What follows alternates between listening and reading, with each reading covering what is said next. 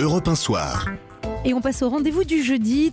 Tout de suite, les récits de Paris Match dans Europe 1 Soir avec Nicolas Poincaré. Et avec Olivier Royan, le patron de match. Bonsoir Olivier. Bonsoir Nicolas. Dans le match de cette semaine, un scoop qui concerne Tristan Banon et DSK. Tristan Banon, on rappelle, on en parle beaucoup depuis 18h, que la plainte qu'elle avait portée contre DSK a été classée sans suite par le parquet de Paris. C'est tombé dans l'après-midi. Mais vous, ce que vous révélez dans le match de cette semaine, eh bien, c'est qu'ils se connaissaient bien avant 2003, bien avant la date de l'agression sexuelle supposée.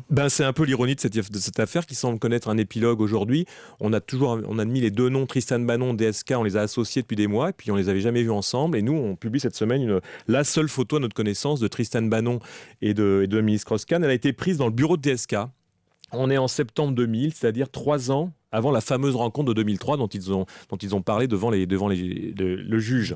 DSK vient de démissionner du gouvernement à la suite de la mise en cause dans le scandale de la MNEF, dont il a été d'ailleurs entièrement innocenté.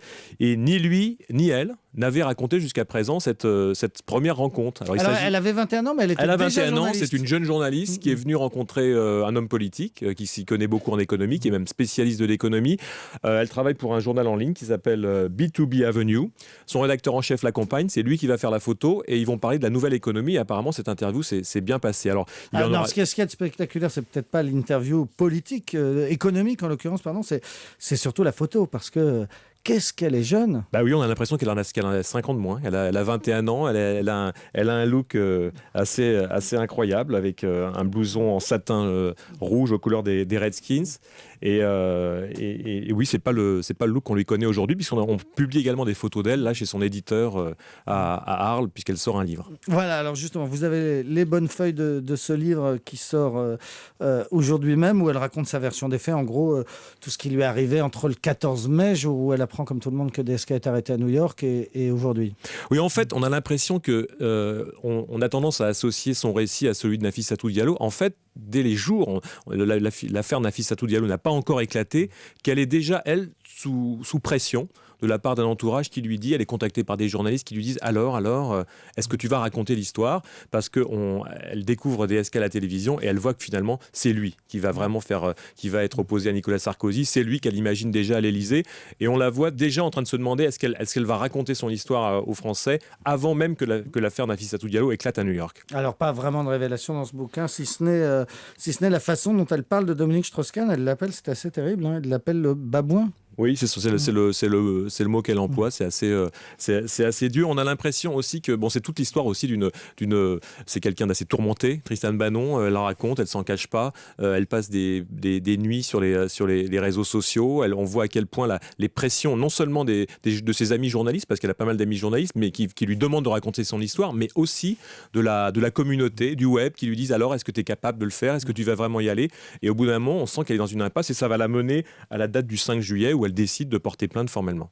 Et voilà, et plainte qui a été classée sans suite aujourd'hui même. Alors, vous faites le lien entre elle et un certain nombre d'autres femmes. Dans la foulée de ce dossier sur Tristan Banon, vous publiez les photos de 6 femmes. Vous estimez qu'elles ont en commun toutes d'avoir brisé l'omerta et d'avoir été brisées elles-mêmes. Oui, on considère que qu'elles ont a priori rien en commun et aucune raison de se rencontrer. Pourtant, on a décidé de les réunir dans un même sujet.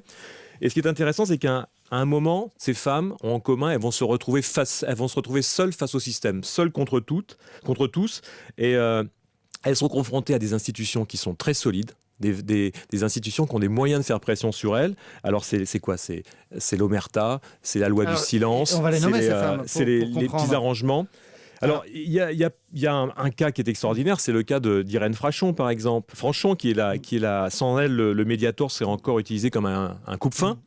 C'est l'histoire d'un jeune médecin, quoi. Elle est mère de 4 enfants, elle est pneumologue, on le sait, au CHU de Brest. Elle pratique le chant, la voile. Elle avait autre chose à faire le soir que d'éplucher toutes les nuits les dossiers de malades, de patients morts à cause du Mediator, et pourtant elle va le faire. Elle va le faire, on ne sait pas pourquoi, elle est portée par cette énergie incroyable. Même les week-ends, même pendant les vacances, sa famille lui dit mais pourquoi tu fais ça ? Et elle va poursuivre cette cause. Elle va oser poser la question combien de morts, et là on va voir le système, l'establishment qui va l'attaquer, qui va porter, puisque le laboratoire Servier va porter plainte, et elle va subir ce moment de grande solitude pendant des mois où elle se dit est-ce que j'y vais pas, est-ce que mon histoire va finalement est-ce que je vais être condamné à des millions d'euros de déménagement à Servier ou est-ce que mon histoire va finir à passer ? Et voilà. Et vous faites le lien donc entre toutes ces femmes, donc Irène Frachon, la médecin, Nafissatou Diallo, celle qui a porté plainte aux États-Unis, Claire Thibault, la comptable de DSK, Hélène de Yougoslavie et d'autres. Donc les femmes qui ont brisé l'omerta, tout un dossier à lire dans le Paris Match de cette semaine. Merci beaucoup, Olivier Royan. Merci. À jeudi. Dans un instant, ça va mal finir.